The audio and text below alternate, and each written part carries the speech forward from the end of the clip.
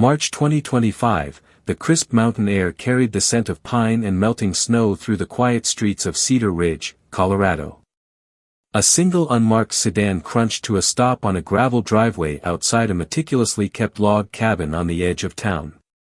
Inside, 78-year-old Arthur Ballard was in his workshop, sanding a piece of reclaimed oak, a ritual he'd followed most mornings since retiring as the legendary head coach of the Cedar Ridge High School football team. The knock came at 10:15 a.m. sharp and official.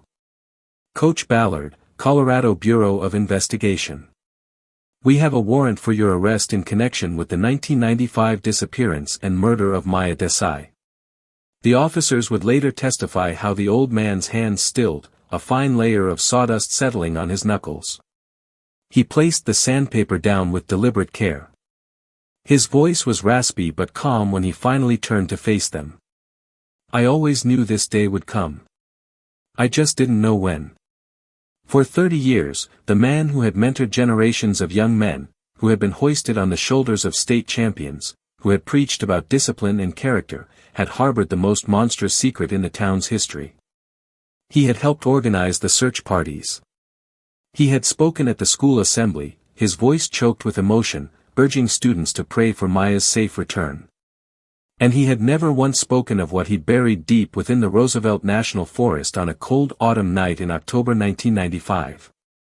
The first light on March 15, 2025, filtered through the towering ponderosa pines of the Roosevelt National Forest, illuminating a small, dilapidated cabin that had been forgotten by time. A forensic excavation team from the Colorado Bureau of Investigation had arrived before dawn. Detective Elena Ramirez stood at the edge of the yellow tape, nursing a cup of lukewarm coffee. At 35, she was the youngest detective in the CBI's cold case division, and this moment was the culmination of 18 months of obsessive work. The ground-penetrating radar had confirmed what the cadaver dogs had signaled 3 weeks prior, a disturbance in the earth, 6 feet down, in a spot that hadn't seen a shovel since the mid-90s. The location was everything. This 5-acre plot, though on National Forest land, had been leased to the Cedar Ridge School District since the 1970s for athletic training purposes. The long-abandoned cabin had once been used by Coach Ballard for off-season conditioning camps. Ramirez had found the detail in a dusty box of archived school board meeting minutes. Ballard had personally ensured the lease was renewed year after year, long after the cabin had fallen into disuse. Why hold on to a derelict cabin in the middle of nowhere? The question had gnawed at Ramirez until she overlaid the property's coordinates with the search maps from 1995. The original search for Maya Desai had swept within half a mile of this very spot. But this leased area was marked on the logs as cleared by Coach Ballard. No one had second-guessed the town's most respected figure. Now, as the team worked through the rocky Colorado soil, Ramirez thought of Anjali Desai. Maya's mother was 71 now, still living in the small apartment above the motel her family owned. Ramirez had visited her the previous evening. You found her, didn't you? Anjali had said, her hands reaching for a small, vibrant painting on the wall, a self-portrait Maya had done when she was 17, her dark eyes full of a wisdom that seemed beyond her years. The excavation was in its 5th hour when the forensic anthropologist's voice cut through the quiet. We've got fabric. And bone. Ramirez carefully climbed down into the pit. It was a shallow, crude grave. The remains were curled in a fetal position, wrapped in what looked like a faded plastic tarp. There's something else here, the anthropologist said, gesturing with a small brush. As he gently cleared the dirt, a rectangular shape emerged. It was a leather-bound sketchbook, its cover warped and stained, but miraculously intact. On the inside cover, protected from the elements, was a name written in elegant, looping cursive, Maya Desai. Beneath it, in a different, bolder hand, was an inscription in faded ink, to Maya, a talent that will change the world. Keep reaching for the stars. Coach B. Ramirez felt the air leave her lungs. This was it. The direct, personal link. The trophy a killer had buried with his victim. By late afternoon, the preliminary analysis was in, female, slight build, teenager. A visible fracture on the cranium suggested a powerful blow. Back at the Cedar Ridge Sheriff's Department, Arthur Ballard sat in a sterile interview room. He had waived his right to an attorney, as if the dam of his silence had finally burst. "She was a star," he said, his gaze fixed on the table. "A light. I told myself I was helping her, mentoring her with her art portfolio for scholarships. But I was just an old fool, mesmerized. And when she saw it, when she told me she was going to tell the principal, tell her parents, I couldn't let her. I grabbed her arm to make her listen. She tried to pull away." His voice broke, the confession left hanging in the air. A young life extinguished, and a calculated decision to conceal the crime, burying a brilliant artist and his own humanity in a forgotten corner of the forest. Maya Desai was the quiet, gifted daughter of Indian immigrants who ran the Mountain View Motel on the edge of town. In a community that revolved around high school football and the seasonal tourist trade, Maya was an observer, a chronicler of the hidden beauty others overlooked. Her talent was a force of nature. While other kids were at football practice, she was sketching the pattern of frost on a windowpane or the weary face of a long-haul trucker checking into the motel. Her high school art teacher, Sarah Albright, immediately recognized her prodigious gift and became her champion, providing supplies and encouragement that Maya's hardworking parents couldn't afford. By her senior year in 1995, Maya was on the cusp of escaping Cedar Ridge. She had a portfolio that radiated with life and had already received letters of interest from prestigious art schools. Her future seemed as vast and bright as the Colorado sky. That future brought her to the attention of Coach Arthur Ballard. Then in his late 40s, Ballard was more than a coach, he was a local deity. He was charismatic, revered, and held the keys to the kingdom for any student in Cedar Ridge with ambition. Their paths crossed when Ballard, impressed by her work at a school art show, commissioned her to design the banners for the football season. Publicly, it was a celebrated collaboration. Privately, it was the beginning of a calculated grooming process. Ballard began scheduling one-on-one meetings with Maya in his office, ostensibly to discuss design concepts, but they often occurred late in the afternoon, after the school had emptied. The praise became more personal, the attention more intense. He gave her expensive gifts, imported pastels, rare art books, things far beyond the scope of their project. He began to frame himself as her sole mentor, the only one who truly understood her destiny. In a journal discovered by investigators, Maya's entries charted a slow, creeping unease. September 28, 1995, another meeting after school. He mostly talked about my future. He said he saw a kindred spirit in me. Mom and Dad think he's just being a good teacher, but it feels different. The final weeks of her life brought mounting pressure. A prestigious National Arts Scholarship had a deadline of November 1st. Ballard insisted on personally helping her curate her portfolio, which required several more private meetings. Her final journal entry was dated October 18, 1995, the night before she disappeared. Final meeting with Coach B tomorrow to go over my portfolio. I have this knot in my stomach. I'm going to tell him thank you for his help, but that I don't want to be alone with him anymore. It doesn't feel right. On Thursday, October 19, 1995, Maya Desai left her family's motel at 4:15 p.m. for what should have been a final, brief meeting. She wore jeans and a green flannel shirt, carrying her leather sketchbook and a portfolio case. She told her parents she would be home by 6 o'clock for dinner. Her mother later recalled that Maya had been unusually quiet that afternoon, but she had assumed it was just the stress of college applications. Anjali Desai never saw her daughter alive again. October 19, 1995. At 6:30 p.m., Anjali Desai glanced at the clock in the motel office, a familiar knot of parental anxiety tightening in her stomach. Maya was 30 minutes late. By 7 p.m., the anxiety had sharpened into real fear. Maya was never late without calling. She tried the school, but the line was dead. At 7:15 p.m., she called Sarah Albright, Maya's art teacher, who confirmed the meeting with Coach Ballard but knew nothing else. Finally, at 7:30 p.m., Raj Desai drove the 2 miles to the high school. The building was dark and deserted, the parking lot empty except for one car, Maya's beat-up 1988 Toyota Corolla. The car was locked. Her backpack was on the passenger seat, containing her wallet, keys, and schoolbooks. Her portfolio case and the leather sketchbook she carried everywhere were gone. There was no note, no sign of a struggle, nothing but the chilling fact of the car's presence and Maya's absence. Raj Desai called the Cedar Ridge Sheriff's Department from a payphone at 7:48 p.m. The initial hours of the investigation were a flurry of confused activity. Deputy Miller, the first on the scene, treated it as a possible teenage runaway, a theory the Desais vehemently rejected. By 10 p.m., Sheriff Brody, a man who had known Coach Ballard for 20 years, arrived and began to take it more seriously.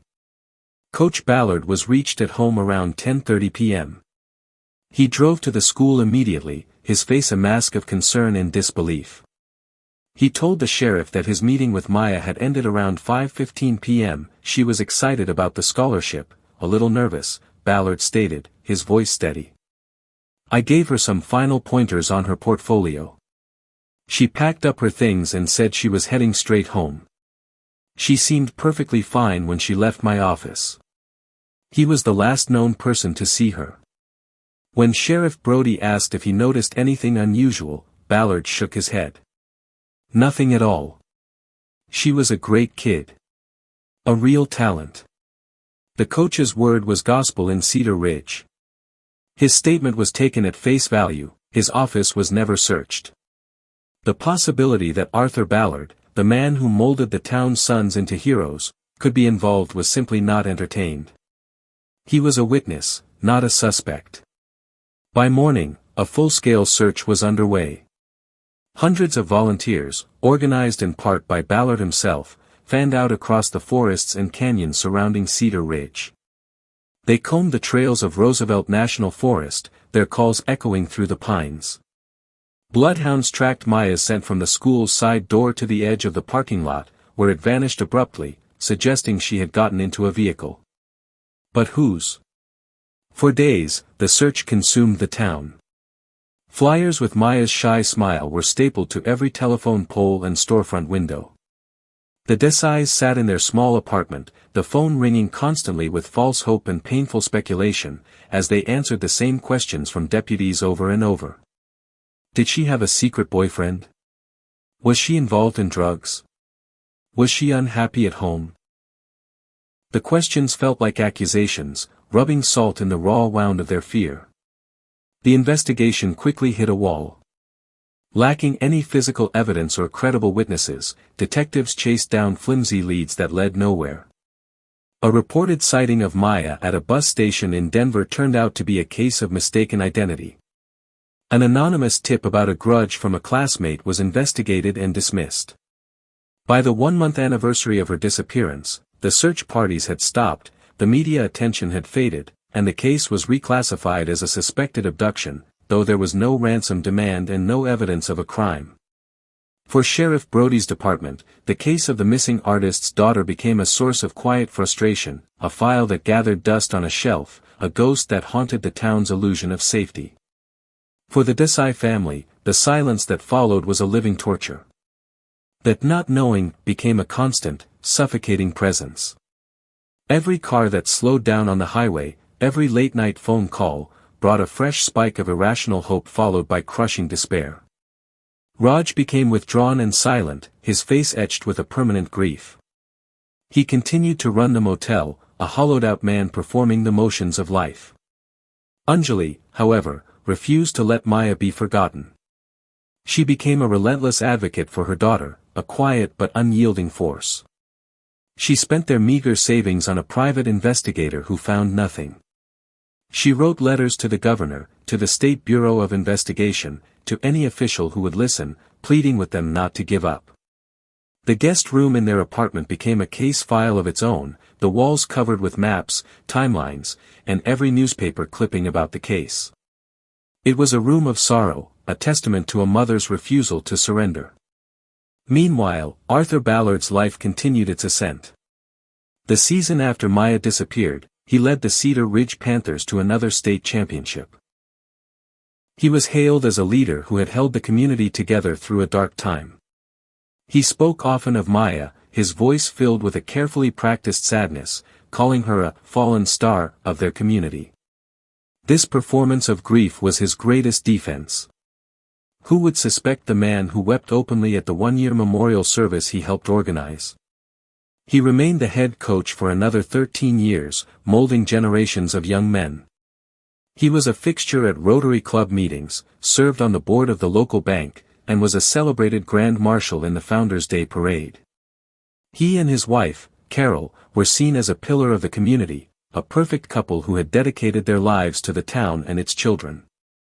Looking back, the signs were there, but hidden in plain sight. He became fiercely private about the old athletic cabin in the woods, insisting it was unsafe and personally ensuring the gate to the fire road remained locked. In 1998, when a new superintendent proposed terminating the unused lease to save money, Ballard argued passionately at a school board meeting about its historical significance, and won. He was protecting a grave, not a landmark. His wife Carol passed away from cancer in 2015. At her funeral, Ballard delivered a moving eulogy about love and loss that left the congregation in tears. He spoke of the unbearable pain of losing someone you love, and the town saw a grieving widower, not a man who had inflicted that same pain on another family and had lived a lie for 20 years. For 3 decades, he walked the streets of Cedar Ridge as a revered figure. He ate at the same diner as Desai's, and shopped at the same grocery store.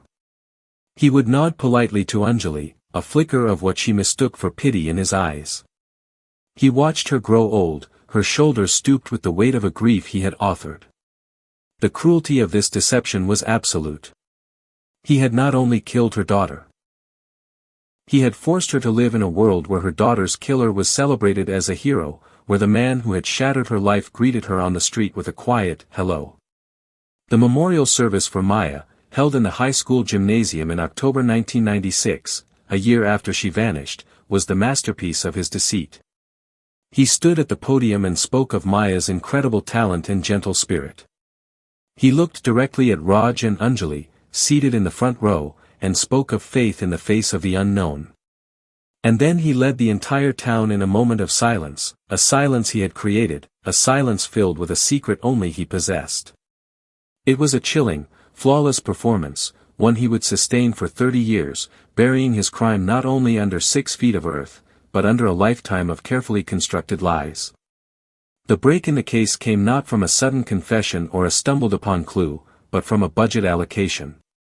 In 2023, the Colorado Bureau of Investigation established a new, federally funded cold case unit. Detective Elena Ramirez, a tenacious investigator with a reputation for seeing patterns others missed, was one of its first hires. Tasked with reviewing dozens of dormant cases, she was drawn to the file of Maya Desai. It was the photo that caught her, the teenager's intelligent, soulful eyes.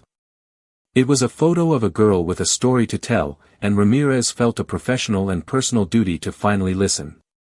For 3 months, she lived inside the 14 boxes of the original investigation. She read every witness statement, every dead-end tip, and every report from 1995. And she kept returning to the same name, Arthur Ballard.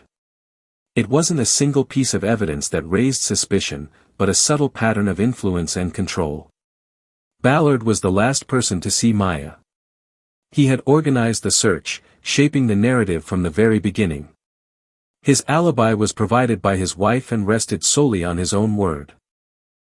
To Ramirez, trained to question authority, the deference the original investigators had shown the coach was a glaring red flag. She began a quiet, digital-era reinvestigation. She tracked down former students from Cedar Ridge High, women now in their late 40s, scattered across the country. 3 of them told stories with an unervingly similar theme.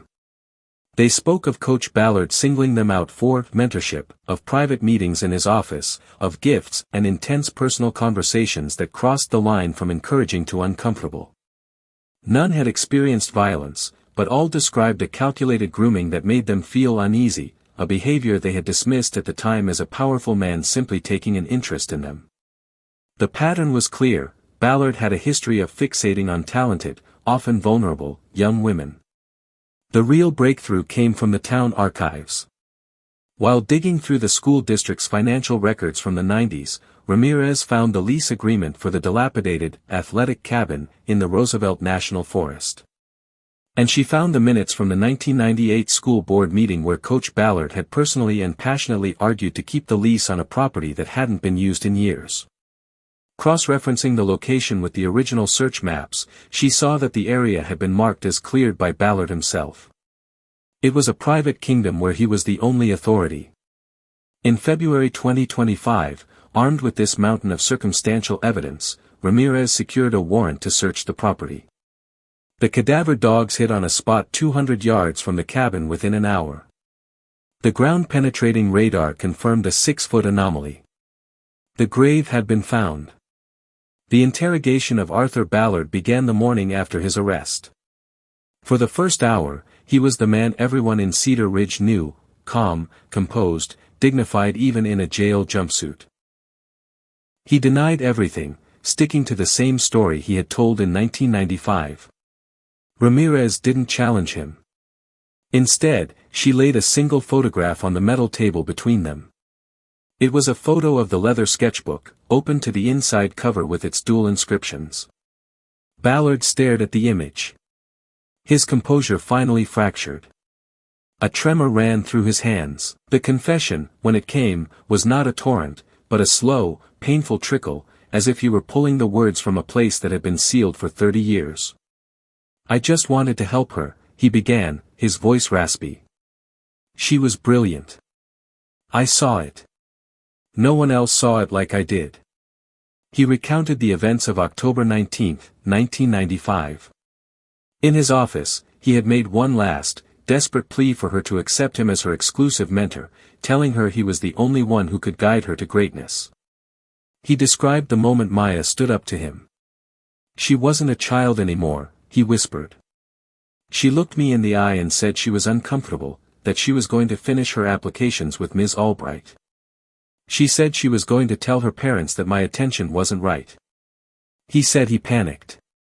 His reputation, his marriage, his godlike status in the town, he saw it all evaporating. "I just stood in front of the door to make her listen," he claimed. "She pushed me to get past, and I shoved her back. Harder than I meant to." Maya stumbled backward, her head striking the sharp, hard corner of his heavy oak desk. The sound, he said, was sickening. He checked for a pulse. There was none. In that moment, he made the choice that defined the rest of his life. He chose himself. He wrapped Maya's body in a plastic tarp used for covering the football field, placed her in the trunk of his car, and drove home. After his wife was asleep, he drove the 20 miles into the mountains, to the one place he knew no one would ever look. He dug for hours in the cold, rocky ground. "I buried the sketchbook with her," he said, tears finally tracing paths through the wrinkles on his face.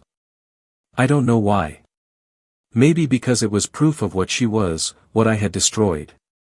Or maybe it was just a final, selfish act of possession." Given the confession and the forensic evidence, the case never went to a full trial. Ballard's attorney negotiated a plea deal. He would plead guilty to second-degree murder, sparing the community a painful trial in exchange for a sentence of life in prison with the possibility of parole after 25 years, effectively a death sentence for a 78-year-old man. At the sentencing hearing in June 2025, the courtroom was packed. Maya Desai, small and frail but radiating an unbreakable strength, stood to give her victim impact statement. She did not speak to the judge, she spoke directly to Ballard. "For 10,828 days, I have woken up and my first thought has been of my daughter," she said, her voice clear and steady. "For 30 years, you lived as a hero in the town where you buried my child. You accepted awards. You shook my husband's hand. You watched me grieve. You stole my daughter's future, and then you poisoned my past. I will not speak of forgiveness. That is between you and your God. I only want you to know that you did not succeed. You did not erase her. Her art is still here. Her memory is here. My love for her is here. That is a life sentence you cannot escape. Judge Miller sentenced Arthur Ballard to life in prison. As he was led from the courthouse, the man who had been carried on the shoulders of champions was met by a crowd of silent, stony-faced residents. The hero of Cedar Ridge was gone, replaced by a monster who had hidden in plain sight. Maya's remains were released to her mother. She was cremated, her ashes scattered by Anjali from the summit of a mountain trail Maya had loved to hike, the place she had captured in so many of her sketches. Her light, once extinguished in a dark office, was finally returned to the vast, open Colorado landscape she had loved. The case of Maya Desai was officially closed. But for the town of Cedar Ridge, the story became a permanent scar, a chilling reminder that evil can wear the most trusted faces, and that the deepest secrets can be buried just a few miles from home, hidden by a conspiracy of silence and a town's desperate need to believe in its heroes. Justice arrived 30 years late, not to heal the wound, but to finally give it a name.